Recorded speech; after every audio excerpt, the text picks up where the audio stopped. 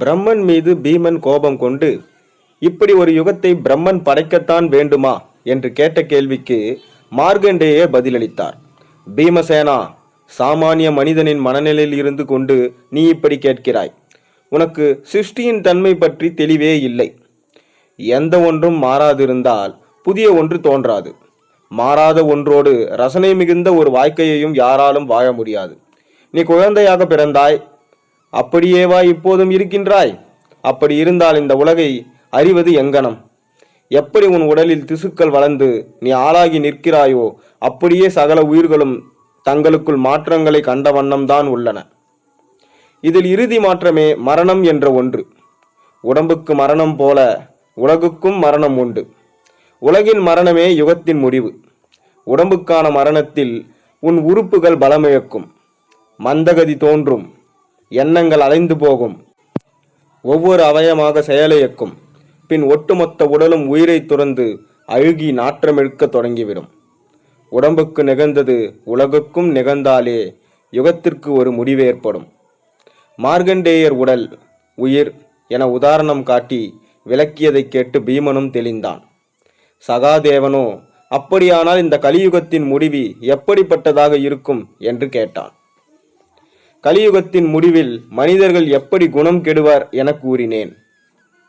பழக்க வழக்கங்களிலும் விபரீத மாற்றம் உண்டாகும். சிராத்தம் தேவகாரியம் இரண்டுமே அறவே நின்று போகும். இதை செய்து வைக்க பிராமணன் இருக்க மாட்டான். இதனால் வேள்விகள் மறையும். நிலங்களில் பசுக்களை கட்டி உழுவார்கள். நல்ல தானியங்களை பயிர் செய்வார்கள். மயக்க வஸ்துக்களை பயிர் செய்து எப்போதும் போதையில் கிடக்க விரும்புவார்கள். இதனால் கடின உழைப்பு என்பதே இல்லாமல் உணவுக்கு பஞ்சம் ஏற்படும். அரசன் வரிகளை மிகுதியாக்கி மக்களை வாட்டி வதைப்பான். எந்த ஒரு தேசமும் அந்த தேசத்தில் தோன்றியவர்கள் வசம் இருக்காது, மிலேச்சர்கள் வசம் சென்றுவிடும். மாய பேச்சு பேசுபவன் பண்டிதன் என கொண்டாடப்படுவான். யாரும் யாரையும் நம்ப மாட்டார்கள். ஆசிரமம், தேவாலயங்கள் மற்றும் வீடுகளில் எலும்பும் மண்டை ஓடும் வணங்கப்படும் ஒன்றாக மாறும். மரம் செடி கொடிகளில் கூட பூவுக்கு பின் காய்ப்பின் பயம் என்று மாறிப்போகும். மேகமானது பருவம் தப்பி மழையை பொய்விக்கும். பருவ காலங்கள் நிலை குலைந்து குளிர், மழை, காற்று, வெப்பம் என்ற நான்கும் எப்போதும் எந்த வேளையிலும் உண்டாகும். நட்சத்திரங்கள் ஒளி குன்றி போகும். பிராணிகளின் இனங்கள் ஒவ்வொன்றாய் அழியும். அதில் பறந்து திரியும் தும்பிகளும் வண்டுகளும் முதலானவாய் இருக்கும். வானில் இடி முழக்கம் தொடர்ச்சியாக தோன்றும். 4 திசைகளிலும் சமநிலை கெடும். சூரியன் உதய காலத்திலும் அஸ்தமன வேளையிலும் ராகுவால் விழுங்கப்படுவான். அடிக்கடி தீ விபத்து ஏற்பட்டு காடுகள் முற்றாக அழிந்து போகும். கழுகுகளும் ராஜாளிகளும் வீட்டு கூரை மீது வந்து அமர்ந்து கொண்டு பசித்துன்பம் காரணமாக மனிதர்களை கொத்தி தின்ன பார்க்கும். இவ்வேளையில் தான் கல்கியில் அவதாரமும் நிகழ்ந்து அதர்மம் புரியும் அவ்வளவு பேரையும் அழிக்கும் ஒரு நிலை உருவாகும். மொத்தத்தில் எல்லா பக்கமும் எல்லாமும் அழிவை நோக்கியே செல்வதை காண நேரிடும். இதன் உச்சமாய் கடலானது பொங்கி நிலப்பரப்பு அவ்வளவும் நீரில் மூழ்கி பூமி என்பது ஒரு ஜலப்பந்தாக மாறிவிடும். மார்க்கண்டேயர் சொல்லி நிறுத்தவும் பாண்டவர்கள் அப்படியே உறைந்து போயிருந்தனர். திரௌபதி சிலை போல் மாறியிருக்க கிருஷ்ணன் மட்டும் அழியா புன்னகையோடு இருந்தான். அதை கண்ட சத்தியபாமா கிருஷ்ணனிடம், எப்படி இவ்வளவையும் கேட்டுவிட்டு உங்களால் சலனமின்றி சிரிக்க முடிகிறது என்று கேட்டாள். சலனப்பட கிருஷ்ணன் என்ன சாமானிய பீமனா என்று திரும்பி கேட்டார் மார்க்கண்டேயர். மகரிஷி, புன்னகை கூட என் வரையில் சலனமே. வருத்தங்களை அழுது தான் உணர்த்த வேண்டும் என்பது கிடையாது. அர்த்தமுள்ள புன்னகையாலும் அதை கடத்தலாம். போகட்டும், அடுத்த யுகம் எது, அது எப்படி பிறக்கும், அதையும் கூறிவிடுங்கள். கிருஷ்ணன் மார்க்கண்டேய மகரிஷியை நெறிப்படுத்தவும் அவரது தொடரலானார். உலகம் அதன் உயிரினங்களும் ஜலத்தில் மூழ்கி அழுந்த நிலையில் விண்ணில் சூரியன், சந்திரன், பிரகஸ்பதி ஆகிய இம்மூவரும் புஷ்ப நட்சத்திர மண்டலத்தில் ஒன்று கூடுவார்கள். அப்போது பூமியின் நீரானது 1/4 ஆவியாகி நிலப்பரப்பு தோன்றும். இந்த நிலப்பரப்பில் சில நாட்களிலேயே தாவரங்கள் முளைக்க தொடங்கிவிடும். விண்ணிலும் மற்ற நட்சத்திர மண்டலங்கள் ஒளிரத் தொடங்கும். அவைகளின் கதிர்கள் பூமி மீது பட்டு நிலப்பரப்பில் அவைகளின் அம்சமாக புழு பூச்சிகள் முதல் ஏனைய உயிரினங்கள் உயிர்த்தெழும். நட்சத்திர மண்டலங்களை தொடர்ந்து கிரகங்கள் தங்கள் அம்சமுள்ள உயிரினங்கள் தாவரங்களை தோற்றுவிக்கும்.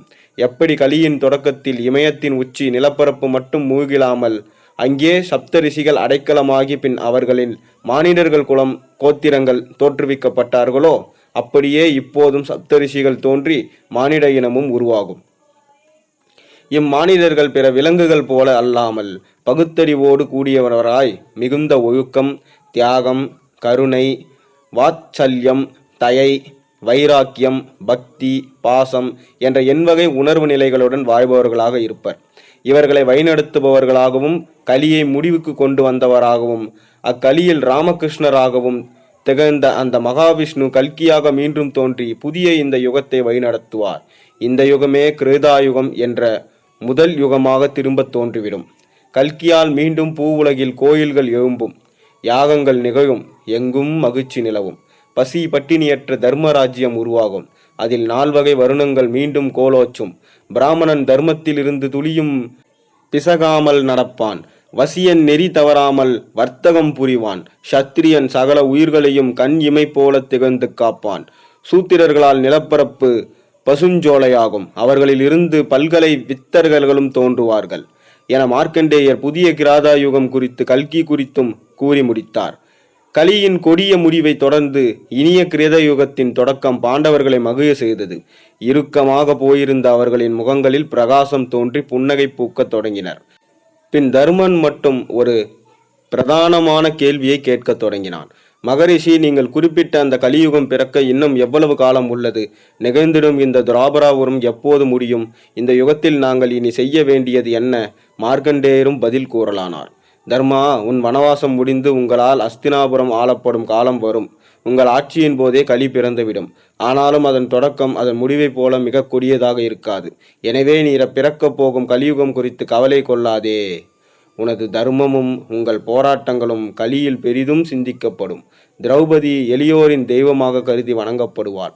ஸ்ரீ கிருஷ்ணநாமமும் ராமநாமமுமே கலியுகத்து நல்லோருக்கு உற்ற துணையாக இருந்திடும் என கலி குறித்து சகல செய்திகளையும் கூறி முடித்தார். அதன் பின் பாண்டவர்களின் ஆசிரமத்திலேயே தங்கி மேலும் தான் அறிந்த பல சம்பவங்களையும் கூறி பாண்டவர்களின் உள்ளம் பெரிதும் விசாலமாகவும் தெளியவும் நல்ல ஞானம் பெறவும் காரணமானார். அதன் பின் விடை பெற்று சென்றுவிட கிருஷ்ணனும் சத்தியபாமாவுடன் துவாரகை பட்டினம் நோக்கி புறப்பட்டான். அப்போது துரியோதன் குறித்து சகுனி குறித்தும் வரும் நாட்களில் எச்சரிக்கையுடன் இருக்குமாறு கூறி சென்றான். கிருஷ்ணனும் சத்தியபாமாவும் சென்ற சில நாட்களிலேயே ஒரு பிராமணன் யார்த்தீகன் வடிவில் பாண்டவர்கள் ஆசிரமத்திற்கு யாசகம் கேட்டு வந்தான். திரௌபதி அவனை வணங்கி வரவேற்று உணவளித்து அவனிடம் ஆசி பெற்றாள். அந்த பிராமணன் திரௌபதியோடு கூடி பாண்டவர்கள் 5 ஆசீர்வதித்தார்கள். அவர்களின் வனவாச காலமும் ஒரு முடிவை நோக்கி நெருங்குவதை அந்த வேளையில் அறிந்தவன், விரைவில் நீங்கள் நாடு திரும்பி இழந்த செல்வம் சகலத்தையும் பெற்றிட வாழ்த்துகிறேன் என்று கூறி புறப்பட்டான். அப்படி புறப்பட்டவன் அடுத்து நேராக சென்ற இடம் அஸ்தினாபுரம். பின் துரியோதனனின் தகப்பனும் விசித்திர வீரியனும் புத்திரமான திருதராஷ்டிரன் எதிரில் அவர் போய் நின்றான்.